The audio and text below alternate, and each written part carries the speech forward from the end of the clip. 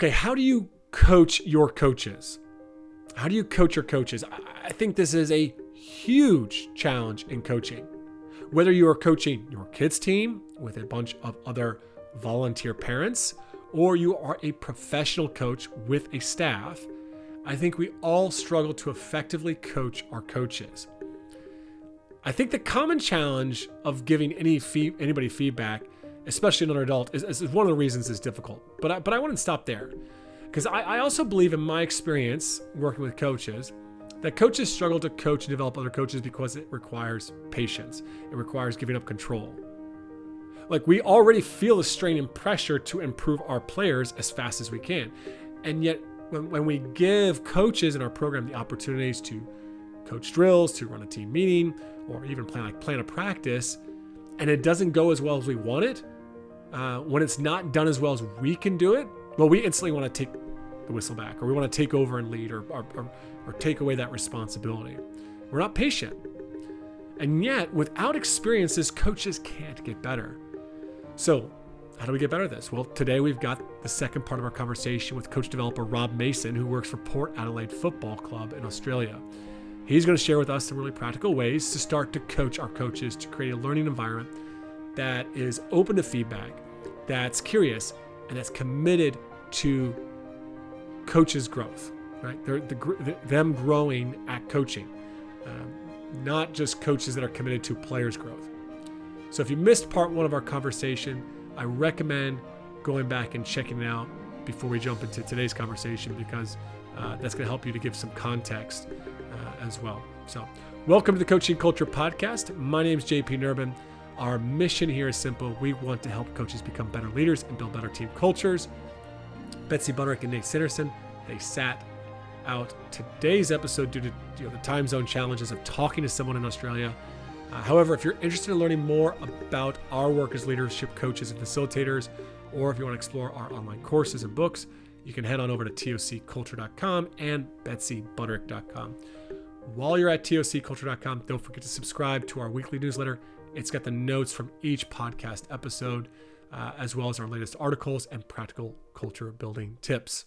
So I want to shift gears. I want to talk a little about this idea of a learning organization. I think one of the big challenges coaches face is they really struggle to, oftentimes, especially the coaches I work with they're all about learning, improving, like getting better, like they live in this sport.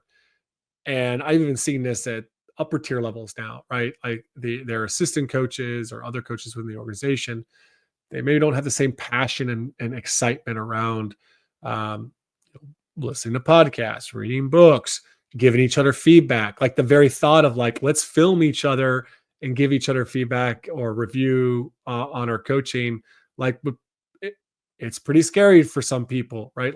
And it also seems like it's really, really intense.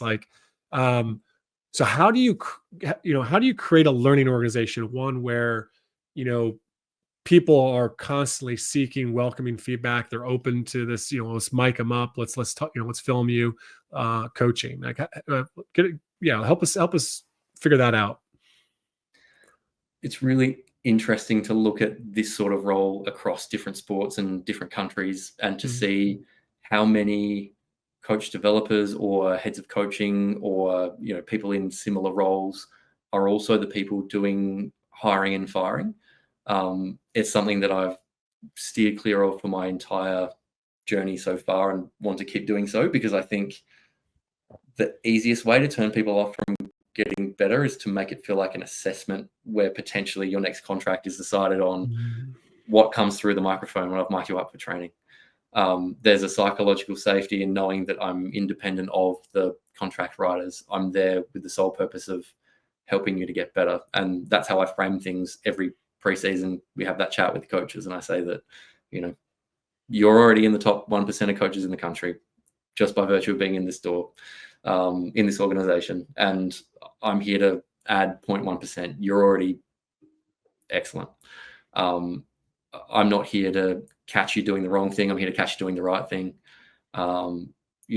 Building that element of trust, I guess, so that, position myself alongside the coach and not coming down from above with a judgment to make on the quality of their coaching. So yeah, it's a it's a sad reality of our sport that some coaches get moved on every year. And I see that as, not a failing on my part, because I know it happens anyway, but I'm there to help the coach to get their next contract, as well as to help them perform well in their current role. So there's a lot of making them better in the moment, plus future proofing as well, I think. Yeah. So the assessment, the feedback, the learning is not tied to their job security, right? Like in the sense that like you and are taking those assessments, those feedback, and giving it to people that are going to determine where they stay or whether they go. So let's take this and put it in, let's just say, even my context. I know you've got a 2-year-old, but in a few years' time, you're going to end up finding yourself probably coaching their team. And I'm in this situation, right? So, like, you coach 8-year-olds or 7 or 6-year-olds, or maybe it's like a high school coach in the States or, wherever, and you're coaching at the amateur level. And, you know, I'm passionate. I've got views on coaching that are somewhat informed more than the average, parent that's helping out or volunteer or low paid assistant coach, or even at the collegiate level in the States. Like, there's people that come into there that are just fresh and very green out of college. So what's that process? Like, people have varying levels of commitment. What are some things that I could do to help facilitate learning the group? We don't have money for a coach developer like you to come in. How can I help to facilitate learning within our coaching group? Yeah, it's a totally different context, isn't it? So it needs a completely different approach. Like, you've got your mum and dad coaches who are rolling out the soccer balls on a Saturday morning or a Thursday night, and they've got maybe 2 hours a week with the athletes. It's such a different. I'm working with full-time professional coaches who have enough time to sit down and spend an hour watching the latest team meeting back to get feedback. So first and foremost, I think it's about acknowledging your role and where you want to go with it. And if you're really happy rolling out the balls on a Saturday morning and a Thursday night, and that's where you want it to end, then that's brilliant. And there are so many great resources for local coaches now that are completely free, that you can listen to in the car on the way to and from training, like this podcast as an example. There are lots of little informal bits of learning that you can pick up around the edges to start to understand maybe what great coaches over the years have done, or equally, there are great podcasts and YouTube clips on coaches of youth athletes and things that they can do to start to get better. So it's, we're definitely in an age where you've got so much information at your fingertips. It's really choose your own adventure. But, maybe one of the things to help light that fire for that beginner coach is to hear some stories of great coaches or famous coaches who've worked with a coach developer or who've had someone doing something like that, just to, I don't know, give them an idea that if it's good enough for them, it can be good enough for me too. Yeah. So, like, just even like sharing resources that help to start to facilitate a conversation around development and what would mean for us to get better as coaches and what we're striving for. How about a situation where you've got a coach out there, let's say I'm the head coach, or or even whatever, I'm just another, it's one of my peers, and I am observing things that they're doing that are, by my assessment, ineffective, or could be way more effective if they made some changes in their coaching. How might I go about that conversation? I think it's all around building relationships to get to a point where you can do that. And I was fortunate to have a boss who at the start of my full-time contract said, just spend the first 3 or 4 months having coffees, just getting to know them as people, because it's far more important than any technical or tactical skills you might possess. And that's true of any role in sport or in life, probably, is that the person comes first, and whatever their role or skill set is secondary to that. So I think investing time in those relationships bears fruit when you do have to give some feedback or try to change behavior in a coach that you're working with. For me, it's definitely this is my probably personal bias, is around less just direct, straight down the line, tell them what's going on, tell them you don't like it. A little more exploratory, ask some questions, maybe investigate the possibility of, I mean, most people have a phone with a camera these days. Like, hey, do you mind if I film your timeouts this game? Like, it'd be really cool. I heard this thing on this podcast where, coach developer will record some coaches doing their thing. Like, how about it? And then, obviously get the required permissions, particularly if you're at the youth level. But yeah, it's really accessible to get some data or some evidence that will inform your opinion, because without data or evidence, it really is just an opinion. So I think that's what's helped me over the years, is asking questions, putting evidence in front of the coach, allowing them to come to some conclusions and to find some solutions without it just being direct. Hey, you need to stop doing X, Y, and Z. Yeah, love that. Build relationships, ask questions, and then get some like film or recordings so that there's like you can see the just the pure facts of it. Like you could just see what it looks like, what it sounds like. And I'm as you're saying there, I'm like, all of these things that like obviously build a relationship, huge.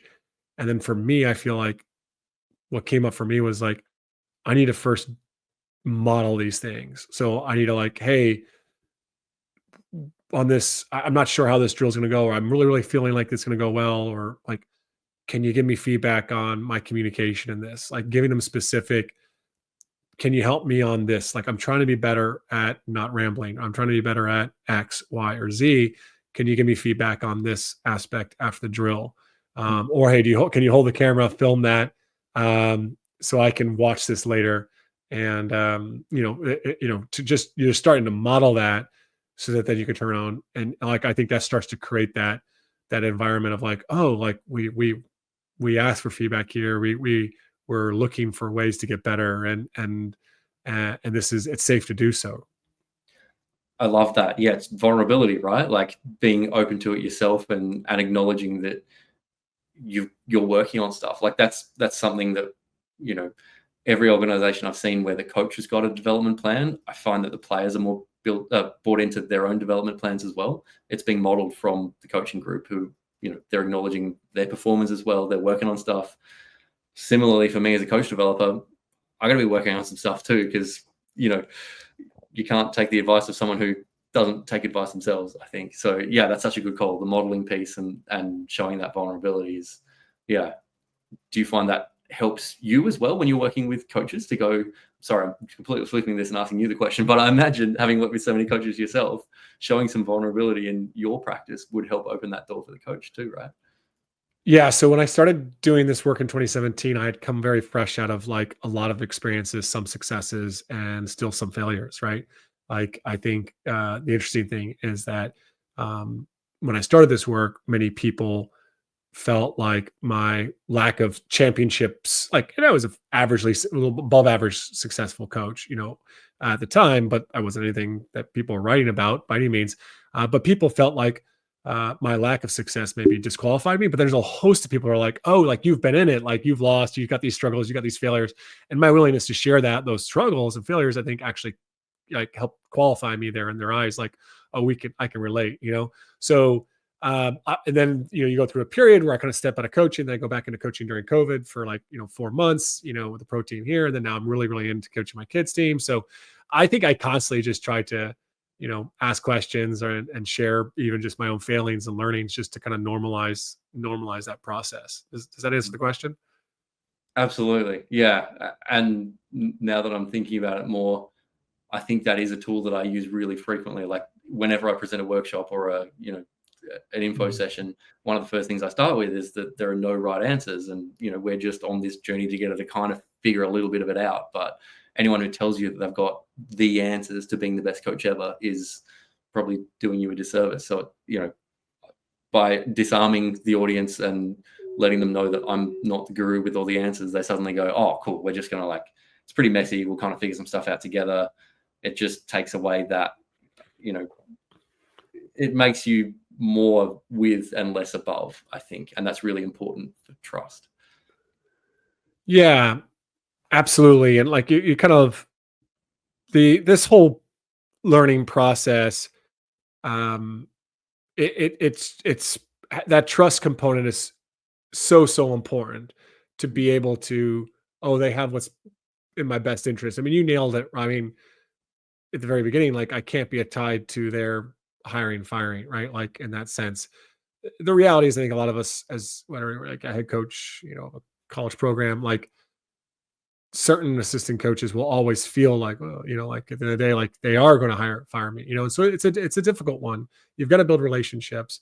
Though I think there's something that you've kind of hinted at, and something I talk a lot about recently, which is just awareness, you know, and awareness leads to ownership. And like if people are unaware of like their issues, or things that they're doing that are ineffective, then it's really hard for them to change, right? Like you don't know what you don't know. So when you think about awareness and helping to drive and create that awareness, what I'm hearing is you probably use a lot of filming the meetings, going back, replaying that type of conversation.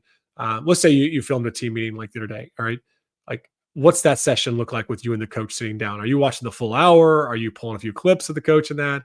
Or, like just how do you do that review of the coach after filming him in a practice or even in a meeting?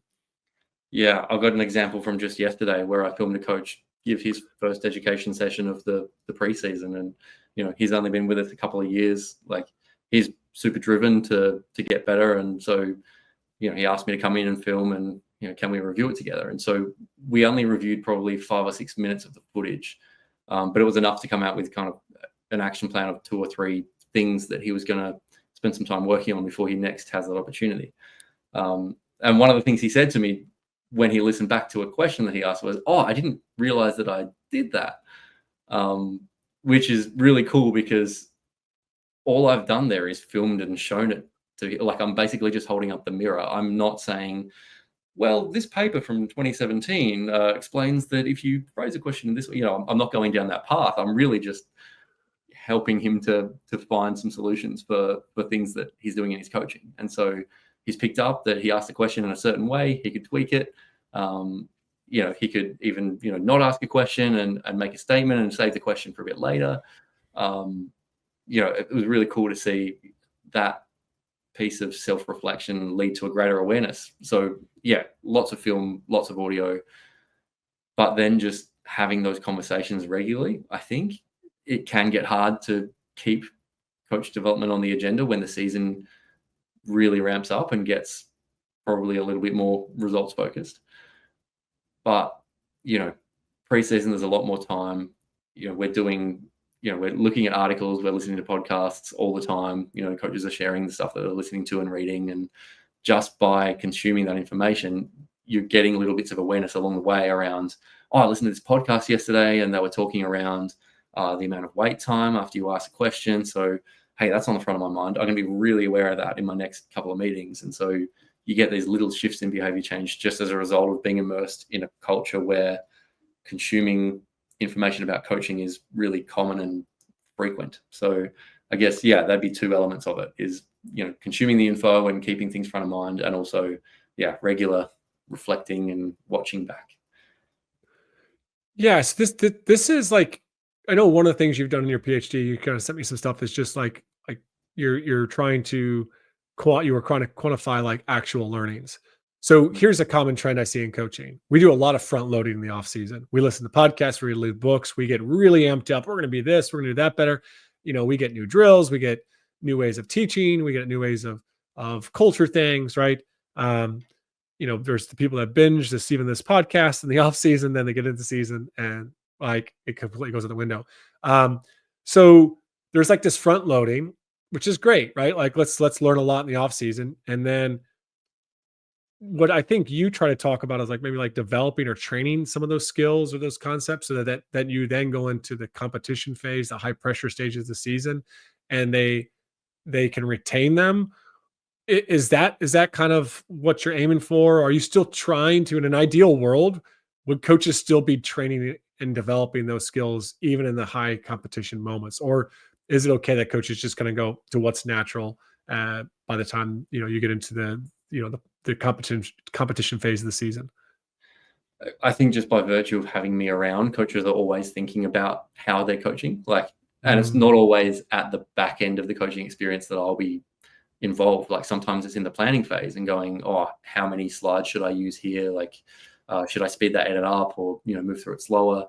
So it's happening on both ends. And it seems to be shifting more towards the planning in season because coaches are wanting to like nail it before the meeting happens so that afterwards the feedback doesn't need to happen, sort of thing. So they're sharpening their tools a lot more from that perspective in season. But yeah, I guess historically we've had a culture in AFL coaching of, the seasons for performing, and then in the off season you go over and you spend a week at Harvard and you watch their football program train, and you come back and you've got some cool photos that you kind of show to the guys when you get back, and then you get into the season and it's kind of like, what do we take from that? So I'm definitely not knocking study tours on the whole. Like, I did some of it this off season and found it really beneficial. And the challenge is to find ways to weave it into your program and get those little bits of accountability around, I saw a different program do X, Y, and Z.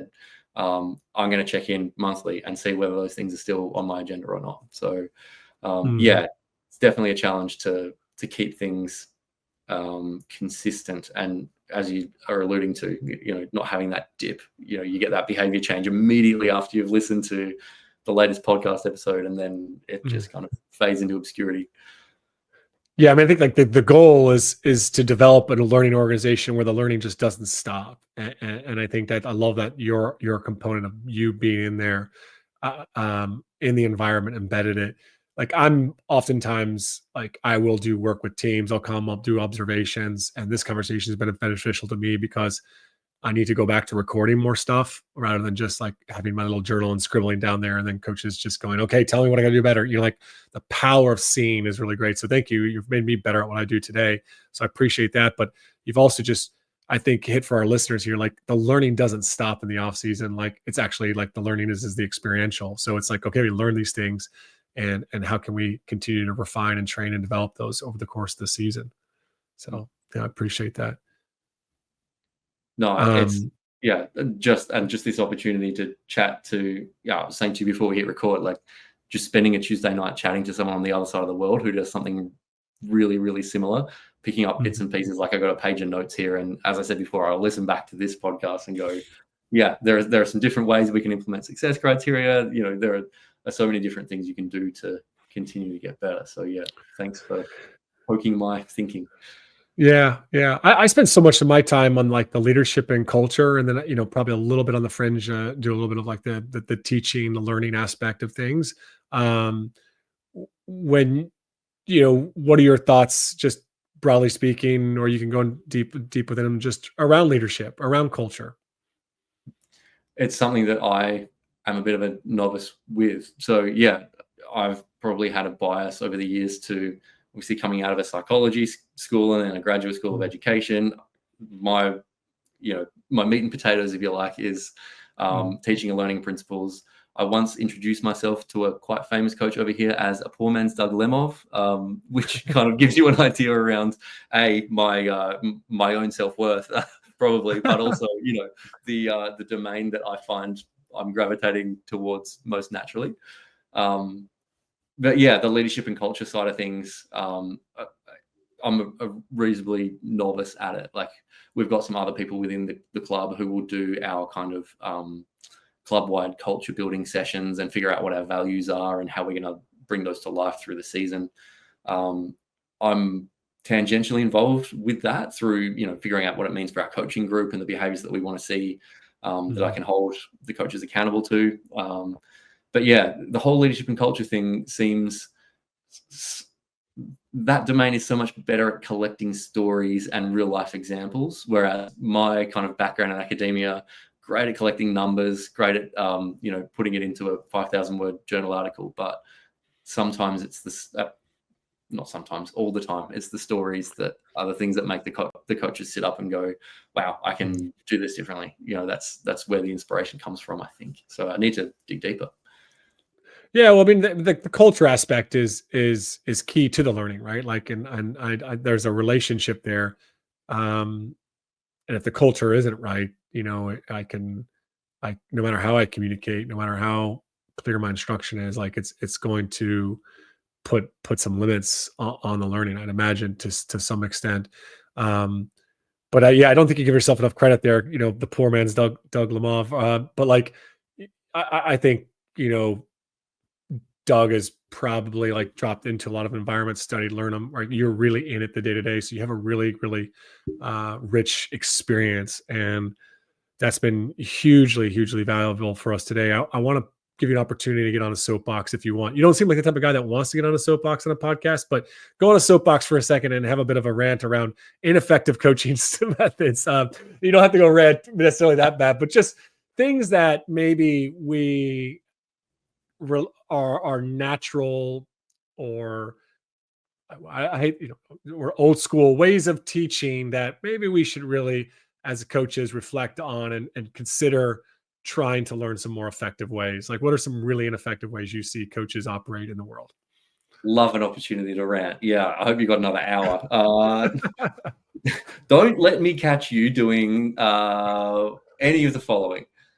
I know it gets rattled on a lot, but I still hear coaches talking a lot about learning styles and like, oh, we have to test them and see whether they're a visual learner or, they're only a kinesthetic learner. They've got to be doing it on the grass. And it's like, if we also believe in Carol Dweck's work and the idea that you can have a fixed or a growth mindset, then learning styles are some of the most fixed mindset ideas that you can possibly have. Like the idea that someone is a visual learner and they've got to read it to consume it just blows my mind. Like you're suddenly shutting yourself off to two other very valid and probably also quite effective ways of learning.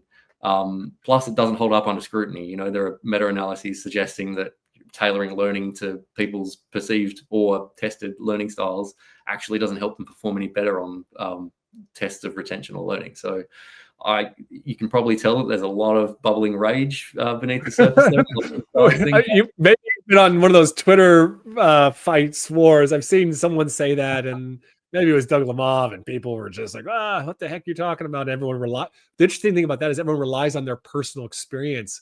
But I am a visual learner. Don't tell me that. I don't care about your research. And it's just so interesting around our own experience sometimes twists our own perspective on things. Yeah, you keep going. 100%. Yeah, it's in the research lab I was in, we'd call it the N of one. Like that's one participant, that's a case study. Like, and that's valid for you, but there's a whole other world of research out there.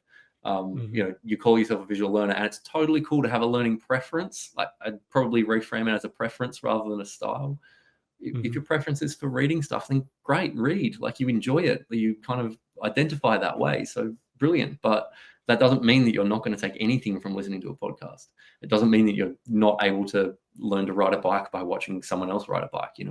It's having that open mind to various styles. And I guess as well, bringing it back to the practical implications for coaches, like try and teach with a variety of different styles. Give the players or the athletes a smorgasbord rather than, you can waste an awful lot of time and an awful lot of resource by going, right, okay, the visual group over here now, and I'm going to run the same session in 20 minutes, but that's going to be for the kinesthetic group, and the auditory group, you guys will be tomorrow. Like it's just hit on all three throughout the one session, and that's probably just good teaching anyway, I think.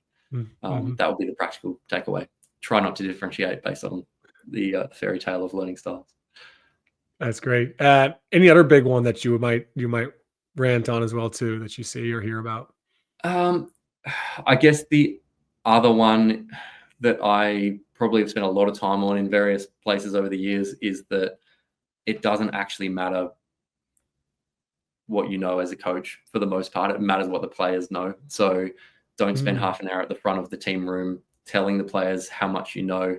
Spend 10 minutes telling them everything you know, and then spend 20 minutes making sure that they've understood as well. I've come out of a shamefully long university student career where I listened to thousands of hours of lectures, and I can tell you with an N of one, a case study, that it's not a very effective way to learn, just being a passive recipient of information. So wherever you can get the athletes involved, like you need to hear less of your voice and more of their voices. And you can do that in heaps of different ways, whether you're questioning them, whether you've got them in groups having discussions. It's just an easy win. You get to find out what they know, and they get to hear less of you. Yeah, I 100% agree. Like there's two things that I really resonate. Well, actually three. One, my university experience. I actually studied to be a physical education teacher, an English education teacher, and you'd go to the lectures around, and they were lecturing you about not lecturing. That was always the thing I would laugh the hardest at. I'm like, oh my gosh. All right, but like the amount of it's not what a coach knows, it's what the players know, and just the amount of coaches out there that will stay up till 3 a.m. before a game, just studying film after film. It's like, what are you going to do with that? You're going to hook your players up to like a cord and just download it to them in the morning. Like that doesn't necessarily work like that. I mean, and I know in basketball, some of the technical play calls here and there, but like, I think there's a lot of massive diminishing returns. And even then what you can do with that, especially lack of sleep. American football, probably the most coach directed. Even there, I would say there's a limit to how much value you get from having all the information in your head, but your players that can't actually execute it. Right. So, great point in there. And then also, if I was to riff on one, my rant would be on coaches just talking. What actually really drives me crazy is the coach that will go on the 5-minute, talk, and then asks no questions of the athletes, but just turns to his assistant coach. He goes, "You guys got anything to add?" And then they start going, and it's like, holy crap, you've lost the room like in the first 2 minutes. Right? Actually, you lost it before you even started talking because they already know you're about to go on a rant and they just turned off. So I deeply resonate with that one too. Right. Yeah. And as a high school student back in the day, we'd have substitute teachers come in who you knew were ranters, and you could get them off topic within 2 minutes. And you knew that you were doing no work for that entire lesson because the ranter would come in and you'd be able to ask them questions. And it's the same with coaching, I think. Players sometimes go, "Oh, this will be an easy session. They're just going to rant. We're going to leave. They're not going to ask us anything." So you switch off. And as a result, you just become a passive recipient, a receptacle, if you like, of information and never get tested. So yeah, we ask a lot of questions.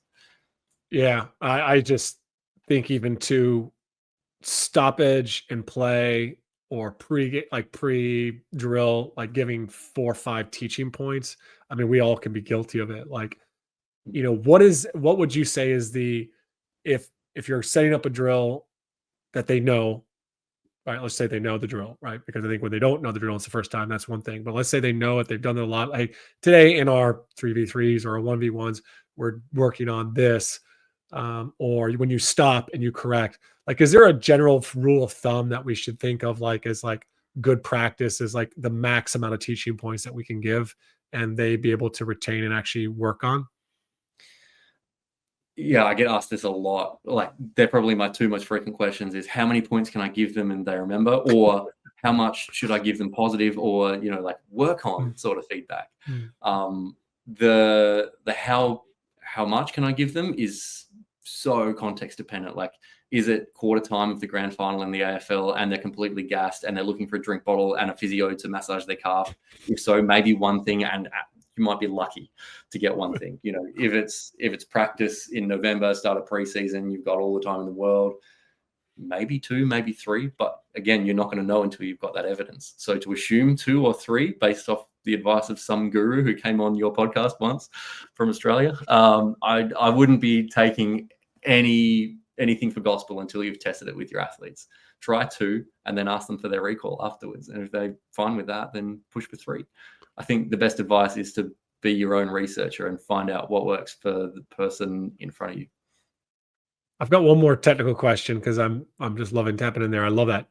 Allow the players to test your recall, or test them, for their recall. Here's my other question. I like to ask questions of my players of like, hey, what are we working on here? And what would or a review of a drill, like, hey, or a review of a 5-minute, 10-minute segment of play. Hey, what do we do well? Or, what's something we can work on? Oftentimes I feel in those moments when I'm asking questions, you get a lot of stuff thrown at you and it can just be a hodgepodge of really general stuff or things that you actually probably don't agree with. Like, oh, we passed the ball well would be a general one. It's like, did we? I don't know. Like, but it's also really, really general. To actually things you might just, we didn't do that well at all. So how do you like coach me up on this? How can I be better at asking questions and facilitating that learning in that type of environment for players? Yeah, first of all, that's a great problem to have. If you've got players who are willing to speak up, that's sometimes half the battle, because sometimes you can ask a question and you just get silence on the other end and you're kind of stuck there in this awkward standoff. So having lots of answers, whether they're right or wrong, is a great problem to have.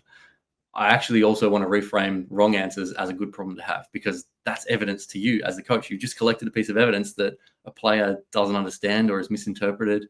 And that's an opportunity to steer them in a different direction. Or, if you don't have that opportunity, you're assuming that they would have analyzed that drill perfectly the same way that you would have. But to find out that there's a discrepancy between what you saw and what the player saw, that's an opportunity to correct or to give feedback or to steer them in a different direction. So I think I hear what you're saying. Like, you want to avoid that stuff if you can, but the fact that you're getting players talking, big tick.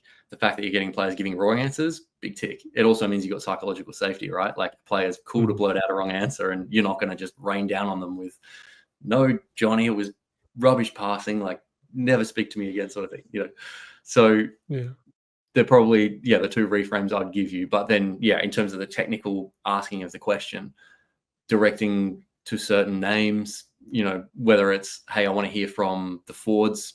What did you guys think around the way we move the ball, and defenders? Or point out Johnny and say, hey, what did you think personally of this, or what worked for you in that last 5-minute patch?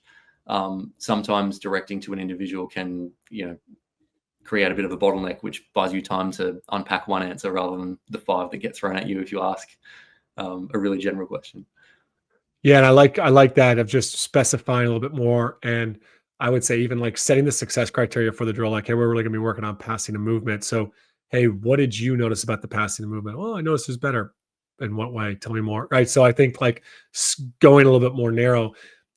And I think there's a bit, as you were talking, I'm like, this takes practice. Like, players don't pay attention. They don't notice the defense. They don't notice the movement.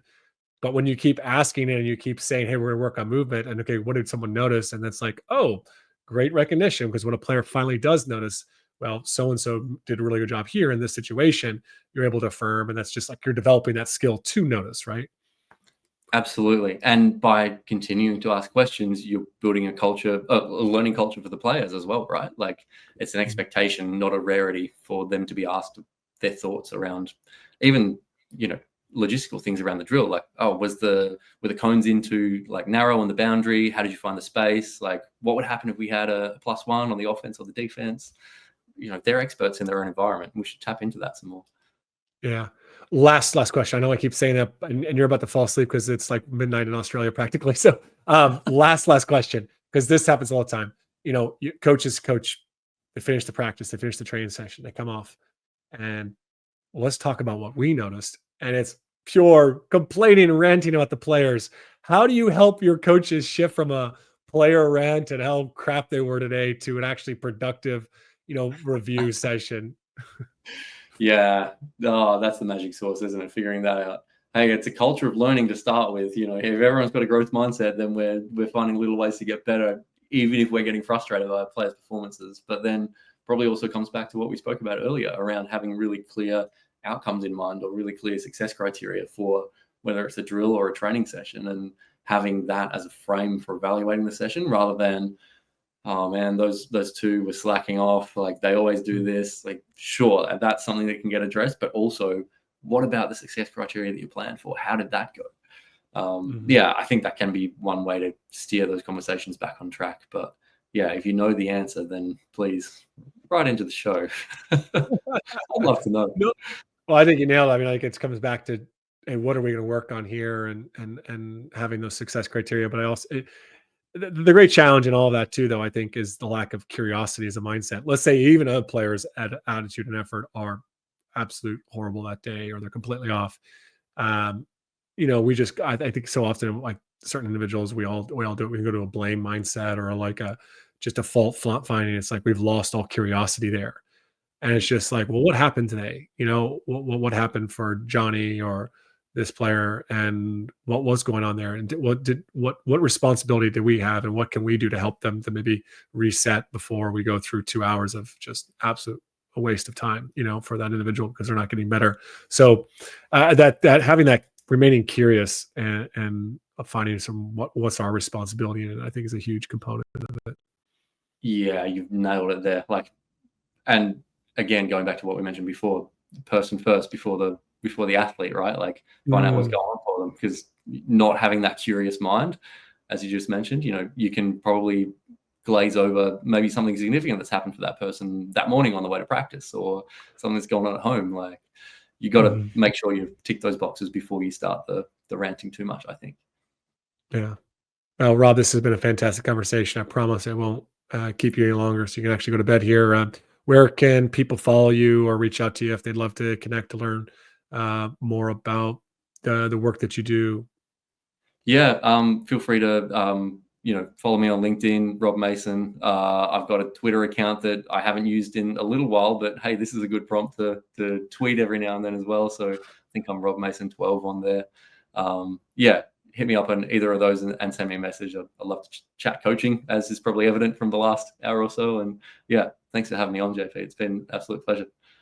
Yeah, no, I appreciate our good mutual friend Jack Fleming, who's coaching the Jack Jumpers, of introducing us here.